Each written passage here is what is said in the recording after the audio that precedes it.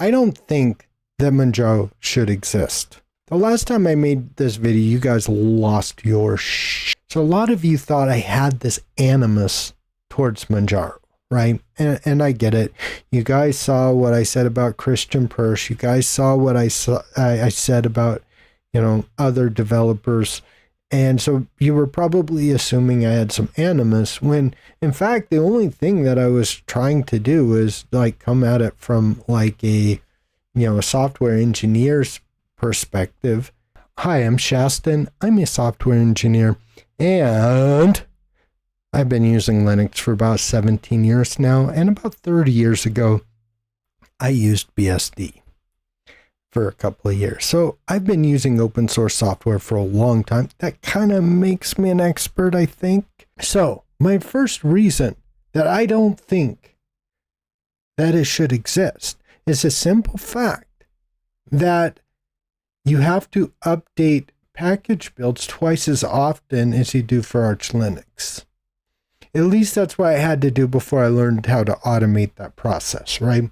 Now, if I wanted to, maintain a package, I can pretty much automate the process. But before, I didn't know how to do it. And I would have to go back and painstakingly, spend a half an hour, compiling software for certain packages in the AUR. And somebody would be like, well, you shouldn't use the AUR. Yeah, I know, I get it, right? But the simple fact is if you use any variety of Arch, the AUR is a reality. You're going to have to use it sooner or later. I eventually had times where I just didn't have the time to basically update my package builds so that it would install for Manjaro. And it's just that simple. It was, my packages wouldn't be able to be installed on Manjaro at certain times because I just couldn't keep up with it. It was hard enough with Arch Linux, but man, it's with Debian, I had to have to update my packages about, once every 6 months or something. And, with, I think, Arch Linux was 4 to 6 weeks, and Manjaro was twice that often. How does that make any sense? And so that is what my main complaint was in my video. I probably didn't express it very well. I probably didn't, probably could have said it a little better or something, but for the most part, that was my main point that I had made. Okay. Now, there is a flaw in the design from top to bottom, and I'll explain it to you. So Manjaro uses a pretty deprecated version of Pacman. It's a month old, I think. And then they use the repos of about the same age, right? About a month old. And they should work flawlessly together, except that one day where there's a switch, something like a change to Pacman or a change to some of these repos, it will cause packages to break. Now, this doesn't happen very often. It seems like they've found a way to stay on top of it a little bit better. And it just brings me back to this. Why does it exist? I still stand by that. Why? Well, it's rather simple. And people are going to lose their minds again. But it is flawed.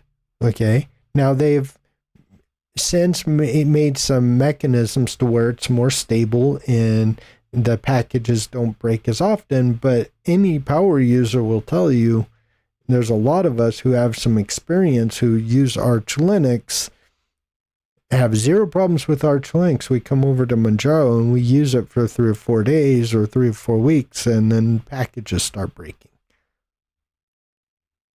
Why is that? Now, you can say, well, you didn't properly read the documentation, or you used too many packages in the AUR, which I would loosely agree with. And today, I think if you can, you should probably try to use like flat packs or app images. Don't use snaps. Not worth it. That's a whole subject for a different day, though. But again, I still say that it shouldn't exist. Why? Just quite simply, everybody has these experiences where Arch is more stable. So it brings me back to another thing. One of the things I keep hearing over and over again, at least I've heard it quite a few times, is that Manjaro is more secure than Arch Linux. Does Manjaro or Arch Linux come with SE Linux or AppArmor? Again, how is it more secure? Not too logical there, man.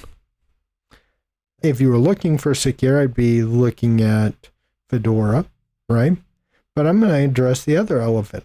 Why do you want this ready-made system? Now, I look at like the flagship edition of Manjaro, for example. It looks nice. It looks like a very nice desktop. And so I'm not criticizing how it looks, how it works, anything like that. I mean, honestly, like I would rather go with something like, I don't know, like StormOS, right? Ben has done a lot of things with StormOS in the last few months that is really, really cool. And, you know, honestly, it's probably more stable because it doesn't have all of the fluff that Manjaro has. It doesn't have the issues with Manjaro. And so I would probably say go that direction. But if you wanted the ready-made direction, why aren't you using CachyOS or any other Arch-based immutable system if you wanted that Arch done right kind of thing? So back in the day when I made the last video, Arco Linux was still around, and I was a huge fan, and I actually thought Arco Linux could replace Manjaro. Now, I thought that Arco Linux had its share of flaws too. Don't misunderstand me. But the simple fact of the matter is, I really thought from my heart of hearts that, you know, something like Arco should replace Manjaro. And it kind of brings me back to a broader point that I was making where some of my favorite projects, okay, Manjaro included, right? But things like Crunchbang and Archbang and all of these projects I really liked in the past are no longer here. They just don't exist anymore. And it's okay, right? If Manjaro doesn't exist tomorrow, what happens? Nothing. Now, don't get me wrong, Manjaro's been around for 15 or 16 years. They overall, I would say they're kind of a stable project. I mean, if I'm being honest, right? But it brings me back to another point that I was going to make, which, and I think I'll make a video on it. I think 80% of the distros should just not exist. I mean, seriously, like if all you're offering is your personal customizations for your desktop and you're not offering anything else, I don't see why you exist.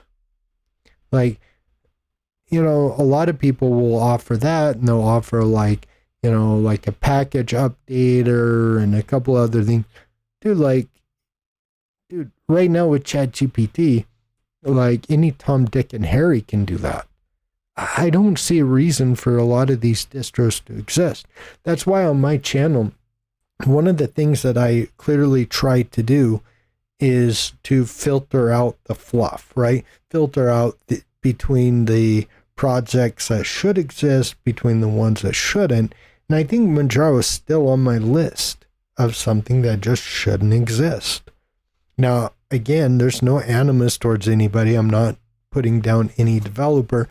I would like to see, 50 distros instead of 500. It's just me.